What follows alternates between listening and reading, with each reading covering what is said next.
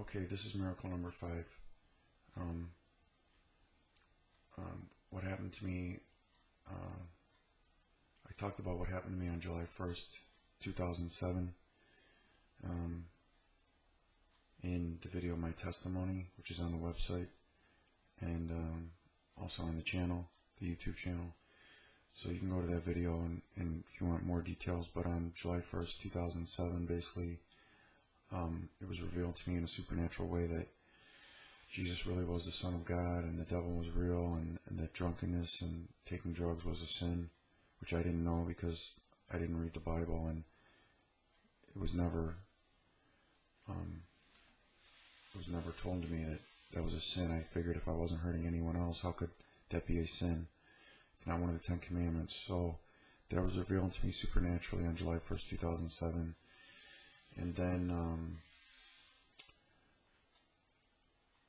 I will get into the details, but July 1st was significant because it was a fictitious birth date that I used on websites that asked for age verification, since I didn't want anybody behind these websites or hackers, whoever, having my real birth date, which would allow someone to steal my identity if they could get other information.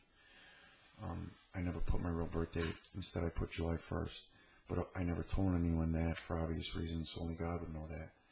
So it was God's subtle signature or God's subtle sign that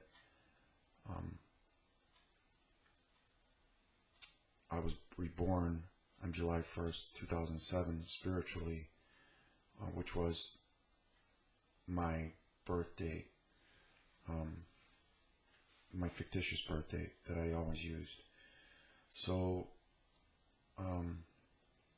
after a lot of struggle, in 2011, and I'll get into the details later, but I want you to know the miracle. July 1st, 2007 was followed by July 1st, 2012. I'll fill you in on the details, but after praying with a pastor from my church, I asked him to pray for me in 2012 because I was going out, having a good time with my cousins and some friends, some old friends from high school and old friends from grammar school. Not uncontrollable, but going out, carousing, drunkenness, just basically, going to bars or hanging out at their house, drinking alcohol, and getting drunk. And I knew that that was a sin now, but here I was, even though seemingly harmless, not causing any problems really in my life. I knew that it would lead me to hell, and that's one of the things I told the pastor. Please pray for me because I've been carousing, and I know that I don't want to go to hell. So a couple of months went by, and then on July 1st, 2012, just after midnight, 12:18. So I went out the last night of June, and then I didn't get pulled over until after midnight on July 1st. And I'll get into the circumstances of the way I was delayed so that it would be July 1st when I got pulled over, so that would be a visual sign when I look at the ticket. July 1st, 12:18 a.m. So you got July 1st, 2007. God reveals to me drunkenness is a sin. All drugs are sin. The devil tempts us with drugs so that we'll go to hell and be unproductive and ruin our lives. And then after a prayer, God waits until a couple months. I don't remember whether it was 6 weeks, 2 months, whatever it was, until July 1st to drive home the point that it's him, and that by getting that DUI, he was able to make me stop drinking I just stopped carousing. I stopped going out to the suburbs where I got the DUI, where my cousin lived, and blowing a .21 or whatever, anything over twice the legal limit, which is the legal limit being .8, .08, .16 being twice that. Anything over that,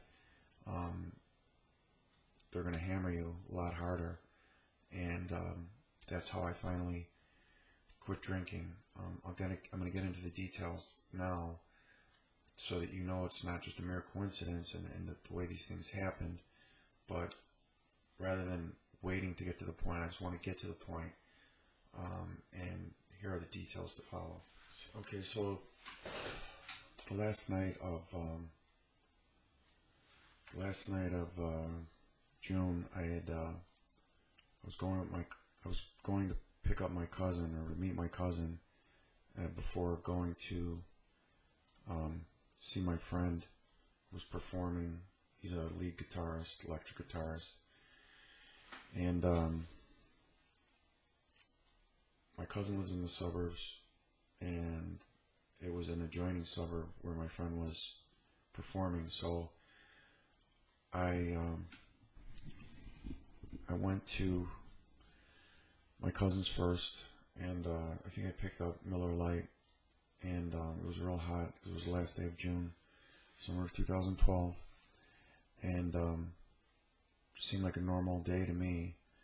I wasn't thinking about the date or anything, and wasn't thinking about the fact that I had prayed, weeks or a couple months earlier with this pastor from my church, and asked him to pray for me, which he did at that time. He put his hand on me and prayed for me, because I knew I was sinning by going out, carousing, and getting drunk. And so I was only drinking Miller Lite, and then my cousin went into his freezer and took out a bottle of Jameson whiskey, and then he started pouring shots, and he started doing shots, and he kept insisting, "You're driving, you're driving, you're driving," and because he knew the risks of driving in that suburb, especially on that road.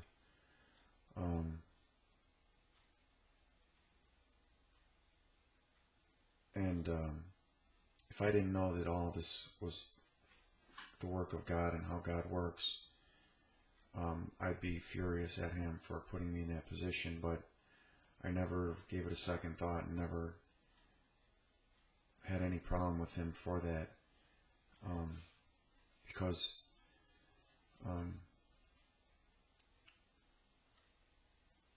when I got pulled over, I basically went to the bar, and then by that time, where my friend was playing, was a big sports bar in a strip mall in the suburb, and my friend was playing the lead guitar, and he was with another guy who does the vocals, and I could tell he wasn't real friendly, because he was probably annoyed at me, maybe, that I was drunk, but I wasn't making a scene or anything. But you could probably just tell it was still light out. And then we, throughout the course of the night, we were driving back to my cousin's when it was dark, and an old girlfriend who I had called out of the blue recently called me on my cell phone, and since I wanted to talk to her in private, I dropped my cousin off, and I was driving around talking to her. And then when I was done talking to her, I picked up my cousin. We went to Taco Bell drive-thru, and some girl, for whatever reason, in another car, started demanding that I let my cousin drive, that I wasn't fit to drive, and if I didn't, she would call 911. So my cousin wasn't sober, but So I didn't really see the logic in that. We weren't far from my cousins, and I don't really like being told what to do by strangers. And it's all, again, it was all spiritually contrived, because when my cousin got out of the passenger seat and was coming around to the driver's side, I just drove away, and then the girl called 911, and I got pulled over. The cop got the 911 transmission. I read this later in the report, and he pulled me over. I remember being pulled over. I remember this field sobriety test. I remember blowing into the breathalyzer. I didn't know at that time what the reading was until later when I got the tickets. And then when I was at the station, I remember he was going to give me like $1,000 bond where I'd have to post $100 cash, and then I gave him my credit card, and then he tried to run it and it didn't go through, and then he just gave me an I-bond. He was nice, which is individual recognizance, so I could just go on my own recognizance without posting any bond. And then he was pretty nice. I was polite the whole time, and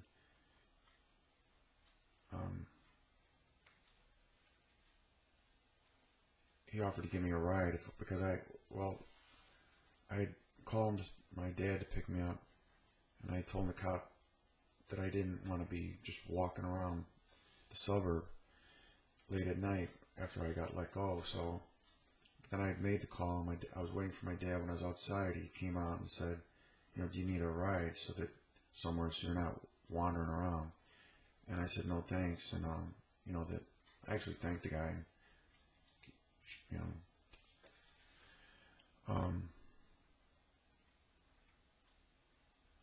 But the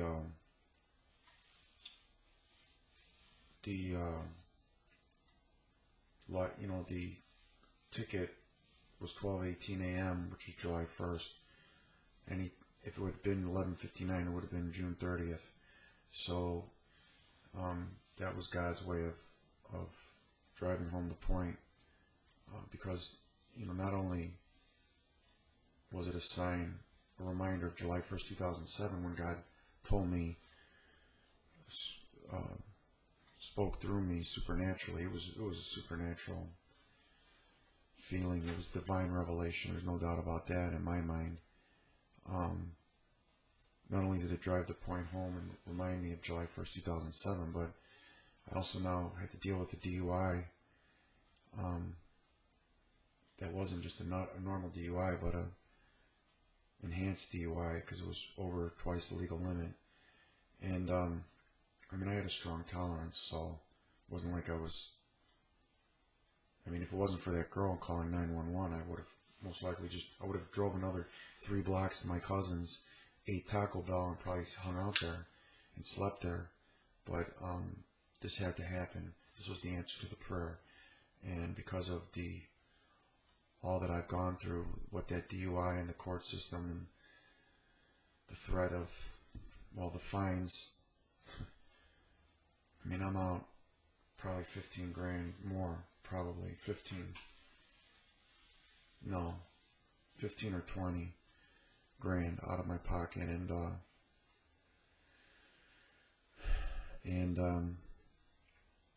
I wasn't gonna, in the times that I did keep drinking, it took me a while to finally quit completely, but I wouldn't drive out to the suburbs,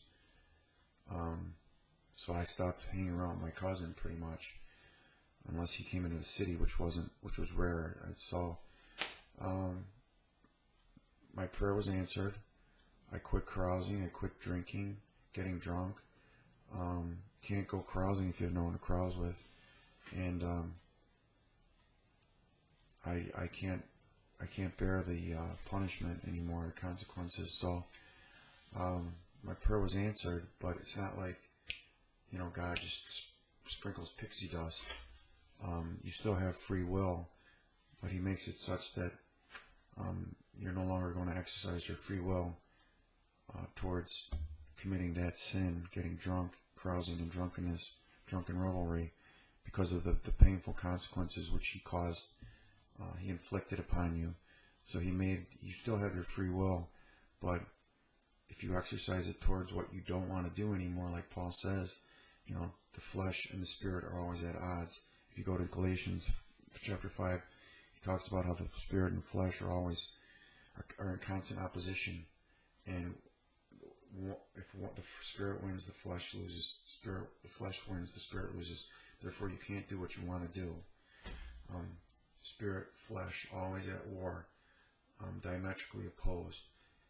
If the flesh wins, the spirit loses. The spirit wants this, flesh wants the opposite. Flesh wants this, spirit wants the opposite. So God made it so that if my flesh wins, getting drunk, the consequences are too great. So the spirit now has one up on the flesh. So that was the answer to the prayer. And you might wonder, well, why? How can you go on July 1st, 2007, when you're spiritually reborn? How can it take you 5 years or even longer to finally quit drinking and drugs for good? But that's the way God works. Because if you go to Paul's letter to the Galatians, I believe it is Galatians, you'll see that at that time that he's talking to them, because he accounts for 3 years from the time he was saved on the road to Damascus, when he saw the bright light and heard the Lord's voice. And then he talks about another 14 years after that. So it's 17 years from the time he was saved on the road to Damascus and the time he's writing that letter to the Galatians. So there was a period of 17 years when Paul, throughout his letters, he's talking about and if you look at it, the letter to the Romans would have came after the letter to the Galatians, because his ministry, the last letter would have been to the Romans. He would have been speaking to the Romans. That was his last hurrah. That was his last outpost when he appealed to Caesar and was brought to Rome, and where he lived out the rest of his life. And so when he's talking about how he's struggling to overcome his own flesh, his own sinfulness, he's not talking about the period of his life preceding being saved on the road to Damascus. He's talking about everything that happened after the road to Damascus. So even though Paul was saved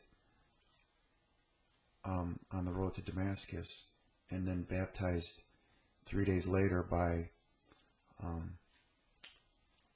what was his name in Damascus, Ananias, not the high priest, but another Ananias, a believer. He only then did he start dealing and fighting his own flesh, so that he was able to describe that battle, and how to overcome it, and the only way to overcome it being Jesus Christ. So it's no different with me than what Paul went through.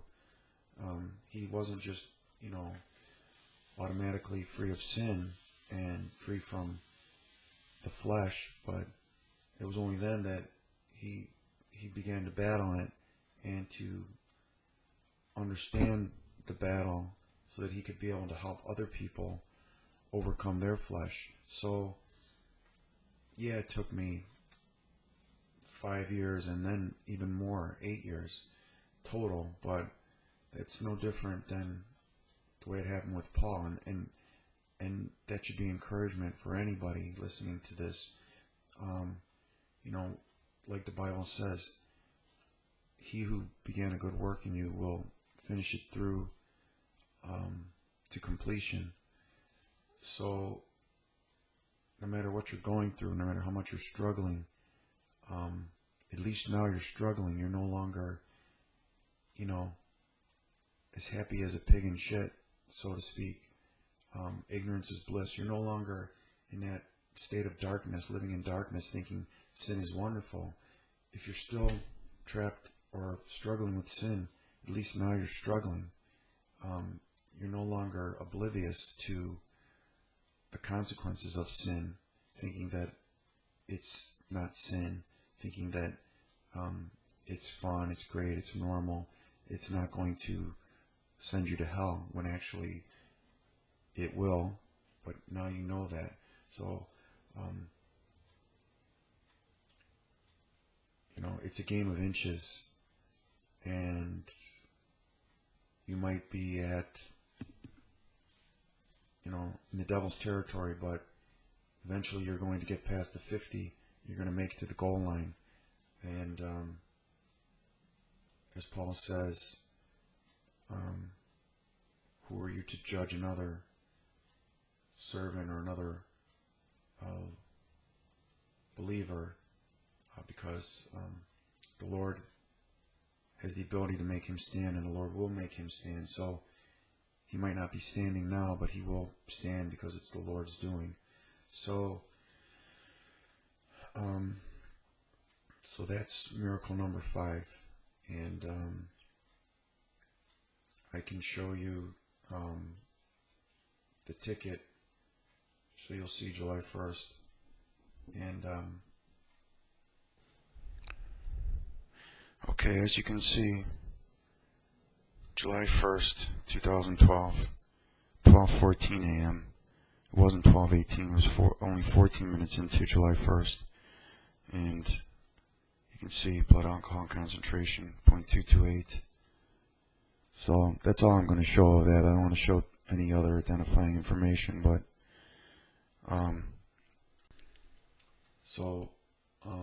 you can see I'm not making this up, and I do have some proof of July 1st, 2007, 5 years previous, and I don't have it with me, but it's a doctor's receipt, because July 2nd, I went to the doctor. My doctor was a Christian, as I talk about in my testimony, and to tell him what happened, and tell him that either I had like some profound religious experience or some kind of hallucination, and that corroborates July 1st, 2007. The ticket obviously corroborates July 1st, 2012. So why would I lie? So that's miracle number 5.